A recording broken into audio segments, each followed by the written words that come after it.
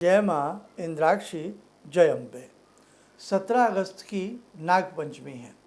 सोमवार का दिन है। श्रावण मास का ये तृतीय सोमवार है और उस तृतीय सोमवार में विशेष तिथि हमें नाग पंचमी प्राप्त हो रही है। नाग पंचमी की अपनी कई विशेषताएं होती हैं। ख़ास तौर से जिन जातकों की जन्मांक में जन्म पत्रिका में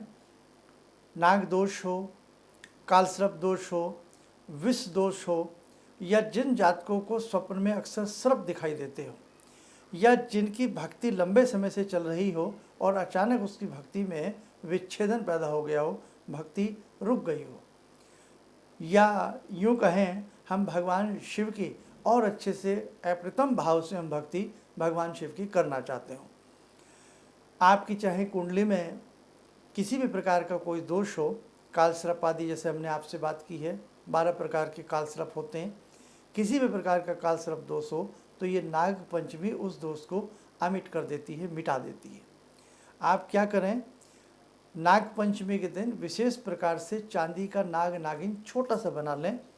और किसी भी शिव मंदिर में जाकर के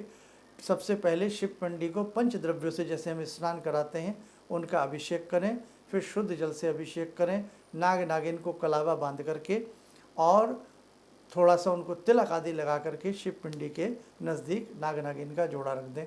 संभव हो उसे जल प्रवाह किया जा सकता है तो आप जल प्रवाह कर दें और उसी के साथ साथ 11 पत्ते बेल पत्र के शिव पिंडी के ऊपर चढ़ा करके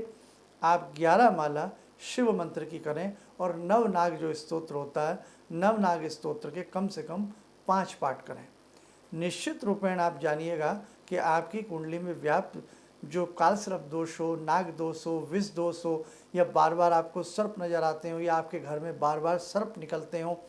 या कहीं ना कहीं इस प्रकार का कोई ऐसा दोष हो जहां आपको इस प्रकार के विषैले जीव जंतुओं से डर रहता हो, आपको कहीं ना कहीं उनका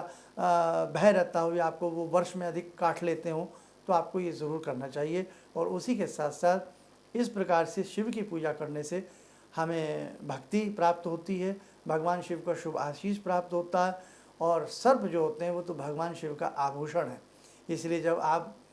चांदी के नाग नागिन छोटे छोटे से, बहुत छोटे छोटे से बना करके, और यदि चांदी के ना बना सकें तो आजकल रेडीमेड आते हैं, तांबे के भी आते हैं, तांबे के नाग नागिन भी हम अर्पण करके अपनी पूजा को नागपंचमी में कर सकते हैं। नागपंचमी के ऊपर और विस्तार से हमारे आगामी अंक भी जल्द आएंगे, उन्हें भी आप सुनिएगा और देखिए।